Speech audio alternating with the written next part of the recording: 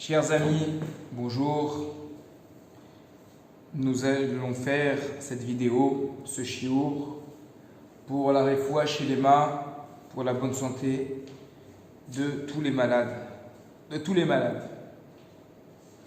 Je voudrais aujourd'hui partager avec vous un passage du traité Ta'anit dans le Talmud, qui est un passage de Haggadah, c'est-à-dire un passage de récit, de morale, d'éthique juive.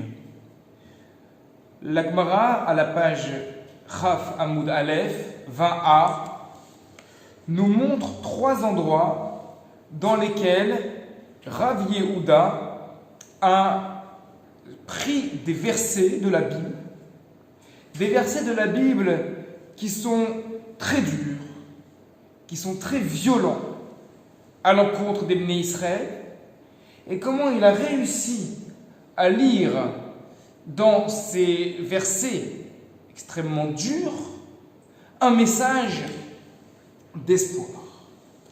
Alors vous l'aurez compris, l'objectif, je dirais même le thème de ce cours est comment faut-il apprendre à voir l'espoir, à voir le bien, même là où tout paraît mauvais. Même là où on a l'impression qu'il y a une klala, une malédiction. Comment voir la bracha, la bénédiction, là où il doit y avoir une malédiction? Il y a beaucoup de choses qui ont été dites sur ce sujet. Pour ma part, je me contenterai d'expliquer, d'analyser ce passage du Talmud. Le premier texte qui est apporté est un texte de la Megillat Echa, le livre des lamentations que l'on lit chaque année à Tisha B'Av et qui est donc écrit par le prophète Irmiyahu, Jérémie, relatant la destruction du premier temple de Jérusalem, le premier Beth Amikdash. Il est écrit dans ce livre de Echa, Haïta Yerushalayim lenida benehem. La ville de Jérusalem était considérée comme dans un état de nida parmi eux. Qu'est-ce que c'est un état de nida? Nida, c'est le statut des épouses qui, pendant la période de leur menstruation et encore plusieurs jours après, jusqu'à qu'elles soient allées au mikvé, selon donc des conditions très strictes à tenir, pendant cette période-là, ces dames sont interdites à leur mari. Le terme de nida provient de nidouille, qui veut nous dire mis de côté. C'est-à-dire que la femme nida, sur le plan des relations physiques, ne peut pas avoir de contact avec son mari. Et voilà que la ville de Jérusalem, qui a été détruite pendant la période de la destruction du premier temple, est considérée comme nida, c'est-à-dire comme si les Juifs ne pouvaient plus avoir de relation avec la ville de Jérusalem. C'est extrêmement dur comme propos. Jérusalem est nida. Jérusalem n'est plus pour les Juifs n'ont plus leur place à Jérusalem, à Yerushalayim. Mais Rav a dit, donc toujours au nom de Rav Yehuda, on l'aura compris, Rav Yehuda a dit au nom de Rav, c'est une bracha, c'est une bénédiction. Comment ça? De même que la femme nida, à la fin de sa période d'éloignement entre elle et son mari, Yeshla Heter, elle a une permission, à la fin elle peut revenir vers son mari. Af Yerushalayim Yeshla Takana, c'est pareil pour Yerushalayim. Même si les Bnei Israël sont exilés pendant un temps de Yerushalayim, même si la ville de Jérusalem n'est détruite, eh bien, Jérusalem est appelée Nida. Comme ça, on a l'impression que c'est une malédiction. Comme ça, on a l'impression que c'est une klala. Mais en réalité, non, c'est une bracha. C'est une bénédiction parce que ce qu'il faut voir, c'est que cet éloignement entre Yerushalayim et les Bnei Israël n'est pas quelque chose de définitif. Au contraire, c'est quelque chose de provisoire. Et ne dit-on pas par ailleurs dans le Talmud qu'après la séparation de Nida entre l'homme et son épouse, la femme revient comme une jeune épouse. Elle revient comme pour des premières noces. Et lorsqu'il y a cette séparation entre l'homme et la femme, la séparation va casser l'habitude. Et donc lorsque le mari va retrouver son épouse après la période de Nida, c'est comme un jeune couple qui va se retrouver pour une nuit de noces. Eh bien c'est pareil vis-à-vis de Yerushalayim et des Bnei Israël. Même s'il arrive que les Bnei Israël sont éloignés de leur vie, de leur pays pendant un moment, au moment où ils vont se retrouver et ils vont se reconsidérer toute la valeur, toute l'importance, toute la magnificence de cette ville de Yerushalayim et de ce qu'il faut lui apporter. Mes amis, une petite parenthèse. Vous me voyez faire un petit sourire du coin des lèvres. Je vais vous expliquer pourquoi. Ça n'a rien à voir avec le cours que je suis en train de faire. Excusez-moi, je coupe la parenthèse. Mais comme vous le savez, c'est magnifique. On est dans une période de confinement, on est enfermé. Mais là où je suis actuellement, je suis à la synagogue parce qu'il y a des autorisations pour venir tout seul à la synagogue. On ne peut pas se réunir à la synagogue, on ne peut pas faire de cours à la synagogue, mais j'ai le droit d'y aller. C'est mon lieu de travail. Et de la synagogue, nous avons la vue sur des immeubles. Et l'immeuble qui est à côté de moi, derrière la caméra, eh bien depuis tout à l'heure, et hier c'était la même chose, il y a quelqu'un qui est seul sur son toit, puisqu'il est au-dessus de l'immeuble, il y a un toit de l'immeuble, il est monté sur le toit de l'immeuble, ça ne doit pas être un toit personnel d'ailleurs, et il est en train de faire du sport depuis tout à l'heure, de sauter, de faire des acrobaties, et je trouve ça magnifique, comment chaque personne peut trouver, alors qu'on est dans une période de crise, une période de malheur, disons-le, une occupation personnelle et à prendre l'air chacun à sa manière. C'est pour ça que vous me voyez avec ce petit sourire depuis tout à l'heure en regardant vers l'extérieur. Mais je reprends la suite et la continuité de notre cours. Deuxième verset qui est amené par Rav Yehuda. Toujours dans Echa, toujours dans le verset des Lamentations, livre triste par excellence. Aïta qui Almana, la ville de Jérusalem, elle était comme une veuve. Rav Yehuda a dit, c'est une bénédiction. Mais comment ça peut être une bénédiction d'être comme une veuve? Une veuve, c'est celle dont le mari est mort. C'est une bénédiction pour une femme de perdre son mari. Chas v'shalom, que Dieu préserve. Admea ve'esrim, jusqu'à 120 ans pour tous les maris, pour toutes les femmes également. Mais Rav Yehuda nous dit non, il ne faut pas comprendre ça comme une véritable almana. Il ne faut pas comprendre ça comme une véritable veuve. Mais il faut comprendre que le terme almana est également employé dans le cas où un mari est parti aux quatre coins du monde. Il est parti à l'autre bout de la mer. On ne sait pas quand il va revenir. Mais lui, son intention, c'est de revenir. Il veut revenir vers elle. Plus tard, il va revenir vers elle. Elle, pour l'instant, elle s'appelle une almana. Elle est comme une veuve. Parce qu'elle ne sait pas quand son mari va revenir, parce qu'il faut se remettre dans les contextes des époques antérieures, où lorsque les maris prenaient la mer, eh bien, il y avait des tempêtes, il y a encore des tempêtes, mais les moyens technologiques, les moyens de la navigation n'étaient pas les mêmes, n'étaient pas aussi perfectionnés que maintenant. Et donc, pour cette pauvre femme qui voyait son mari partir en mer, elle était ke'almana, elle était comme une veuve. Et c'est bien ce que dit le texte, d'ailleurs, regardez le mot. Ke'almana, comme une veuve. Elle n'est pas veuve, Yerushalayim. Elle est comme une veuve. Elle est comme cette femme qui s'appelle Almana, alors qu'elle n'est pas Almana. Elle est comme cette femme dont le mari est parti pendant longtemps, elle ne sait pas quand il va revenir. Mais au final, Baruch Hashem, son mari va revenir vers elle. C'est exactement pareil ici, avec Yerushalayim. Bien que la Shrina, bien que la présence divine, au moment de l'exil des Bnei Israël, elle a quitté Yerushalayim, comme nous dit la Gemara dans le traité de Megillah, à chaque endroit où les Bnei Israël se sont exilés, la Shrina elle est partie avec eux, ça veut dire que la présence divine elle est partout. La présence divine, elle est à Cannes-sur-Mer où est enregistré ce cours. Et la présence divine, elle est en Afrique du Sud. La présence divine, elle est à Zimbabwe. La présence divine, elle est partout où il y a des Juifs. partout où il y a des juifs, il y a la Shrina. Même si la Shrina, elle a quitté pendant un instant Yerushalayim, malgré tout, elle n'a pas quitté complètement, pas du tout. Elle va revenir à Yerushalayim, là où il y aura tous les juifs. Et d'ailleurs, je profite pour faire encore une nouvelle parenthèse. On ne fait pas de minyan à ce moment. On ne fait pas de prière avec les 10 personnes. C'est vrai que la Shekhinah, elle réside particulièrement avec un minyan de 10 personnes. Mais la Gemara, dans le traité Brachot, elle dit qu'à partir du moment où on étudie la Torah, même si on est 2 à étudier, même si on est tout seul à étudier, la Shekhinah, elle vient et elle se pose là où la personne, elle étudie. L'étude de la Torah, elle est plus forte que tout. Et même si on ne peut pas se réunir,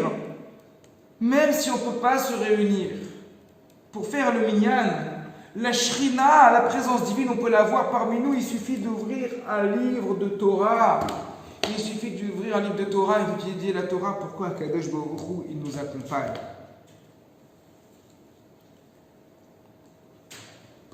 Troisième verset, mes amis. Dans le prophète Malachi, cette fois-ci, chapitre 2, verset 9. Vegam ani natati etrem nivzavim ushfalim. Nivzim ushfalim. Et moi aussi, donc on parle des béné Israël, je vous mettrai aux yeux des gens, aux yeux des peuples, méprisables et abaissés. C'est pas très gentil. Mais Rav Yehuda, il dit, livracha, ça c'est une bénédiction. Mais elle est où la bénédiction? Où elle est la bénédiction ici? Dit Rav Yehuda, parce que grâce à ça, on ne va pas nommer des percepteurs d'impôts ou des personnes qui vont être nommées pour faire respecter d'une manière coercitive la loi en Israël. Parce qu'étant donné que les Juifs sont méprisés, étant donné que les Juifs sont abaissés aux yeux des peuples, alors les peuples vont se dire, puisque de toute manière les Juifs sont un peuple qui est méprisable, on ne peut pas leur donner de l'importance. Si on ne peut pas leur donner de l'importance, on ne peut pas leur accorder des tâches à responsabilité, notamment ces tâches à responsabilité qui sont dures, qui sont parfois cruelles, difficiles de respecter la halakha. Je passe d'ailleurs une dédicace à mon ami qui se reconnaîtra lorsqu'on est huissier de justice. J'étudie avec un ami que j'aime, que j'embrasse lorsqu'il écoutera cette vidéo, qui fait ce métier-là. C'est très difficile d'être huissier de justice, d'aller vers les gens et de leur dire « Allez, à partir de maintenant, vous devez tout rendre ». Qu'est-ce que c'est dur. Et donc, nous dit Rav Yehuda, lorsque Israël est considéré comme étant négligé vis-à-vis des nations, eh bien, pour les Juifs, ça nous évite d'avoir ces métiers à responsabilité qui finalement sont plus des malédictions que des bénédictions. Dabar zehu livracha, cette chose-là, elle est pour la bénédiction. Parce que, en plus, ces gens-là, en général, les gens ne les aiment pas. C'est pas bon de ne pas être aimé. C'est un métier où on n'est pas trop apprécié. Alors, c'est pas trop bon d'être aimé. C'est pour ça d'ailleurs que mon ami, c'est un spécialiste de sport de combat. Et même s'il n'est pas apprécié, c'est quelqu'un qui sait se défendre. Mais ça dérange un peu. Et donc, voilà ce que dit Rav Yehuda. Comme Israël est délaissé, comme Israël est mis de côté, méprisé, du coup, on va les laisser tranquilles. Voilà, en d'autres termes. On peut également passer ça dans d'autres circonstances, d'autres choses, d'autres exemples. Le dernier verset, on va s'attarder un peu plus dessus.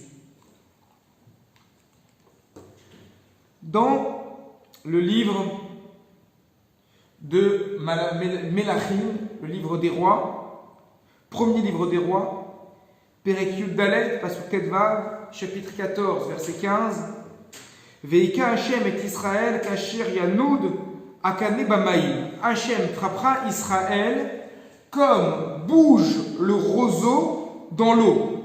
C'est-à-dire, que les châtiments que va laisser peser Akadosh Baruch Hu sur Israël vont être tellement durs sur Israël que le peuple juif va ressentir un chamboulement comme ce roseau qui se fait balader dans les vents les plus durs, qui va plier d'un endroit et d'un endroit et d'un endroit à l'autre.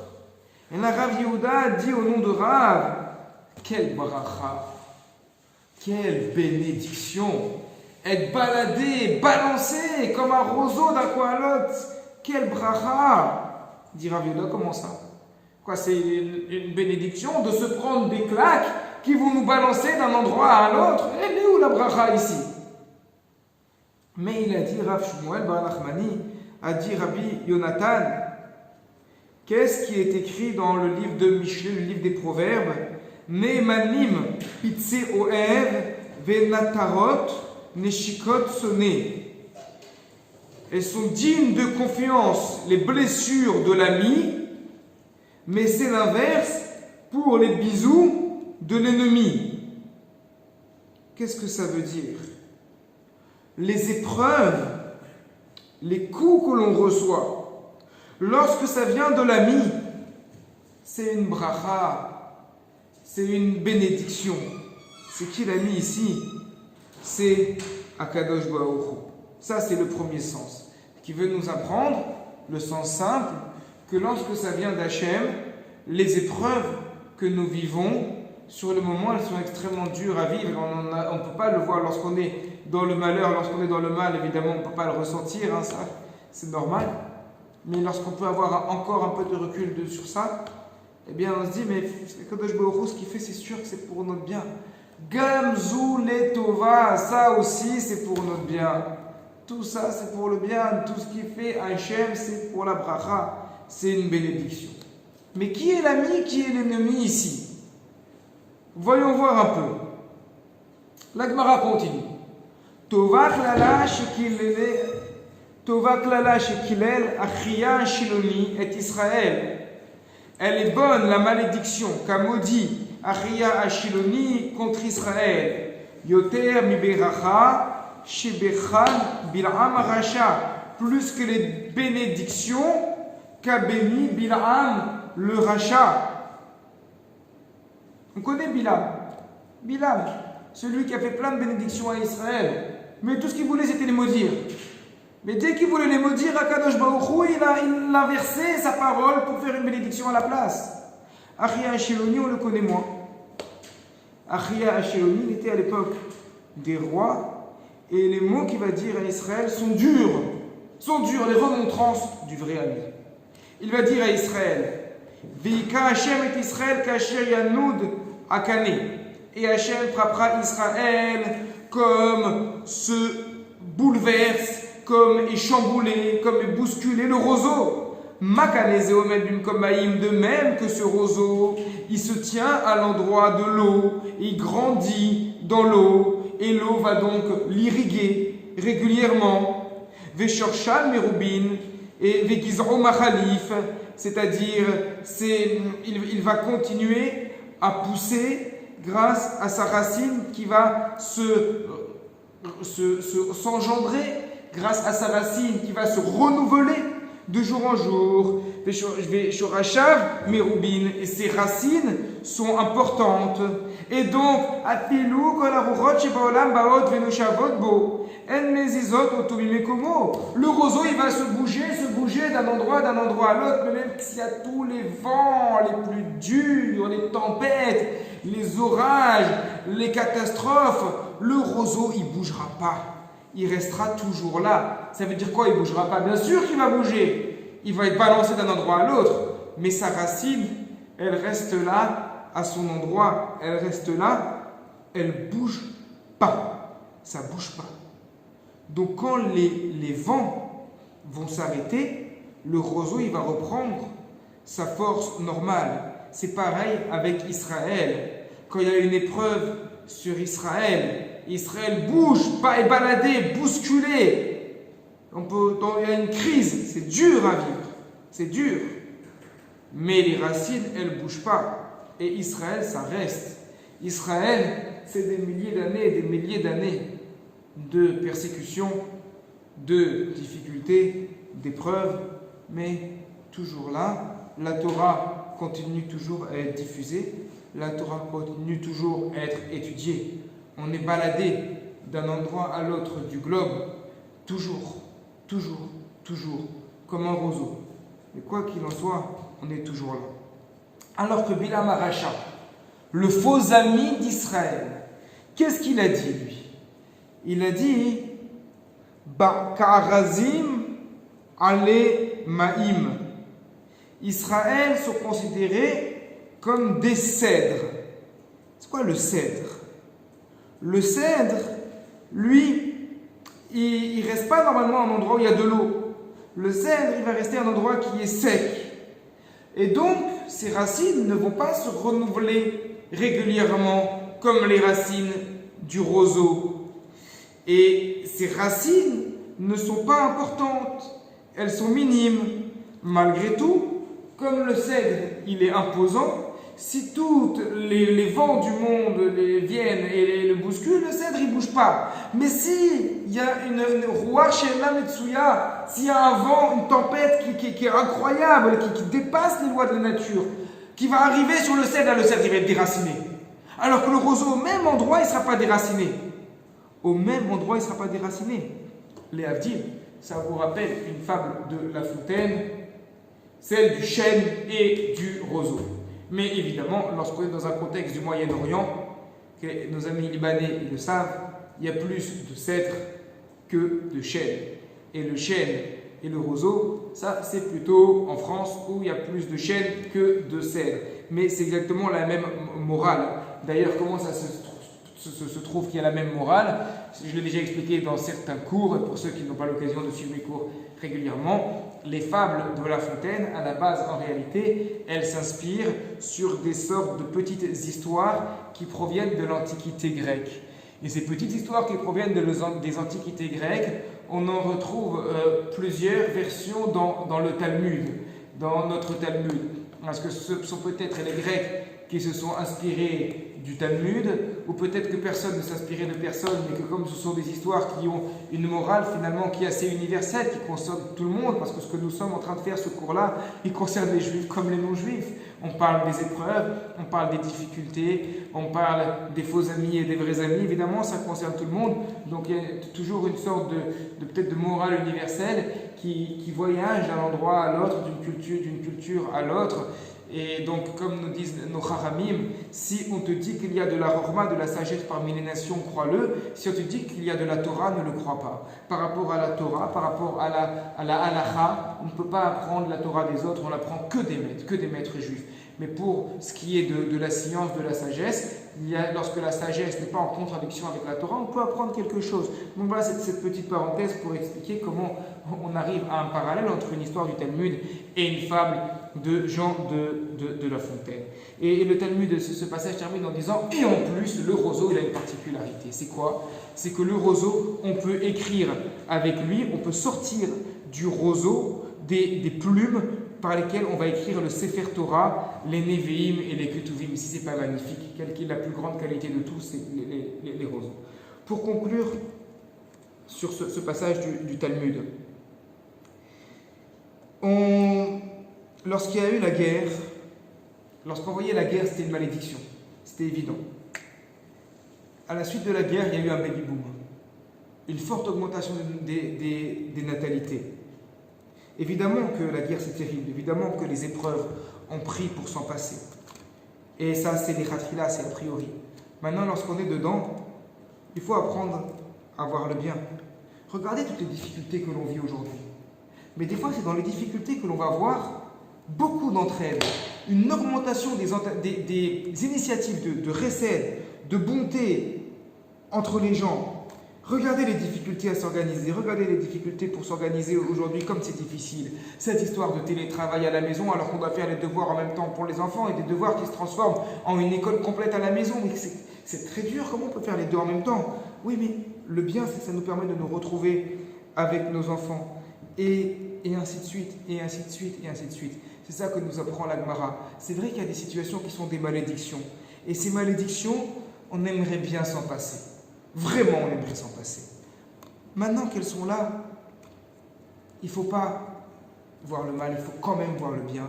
Et le bien, c'est la bracha, c'est ce que nous apprend Rav Yehuda. Même lorsqu'on a l'impression qu'il y a la pire malédiction qui soit, derrière, il y a toujours une bracha. Que Akadosh Baruch Hu, il apporte la refoua chez les mains à tous les malades et qui permettent à tous ceux qui ne sont pas malades de rester en bonne santé. Et que ceux qui sont en bonne santé, nous profitions tous pour étudier la Torah et faire ce service de Dieu pour lequel nous avons été créés. À très bientôt, mes amis.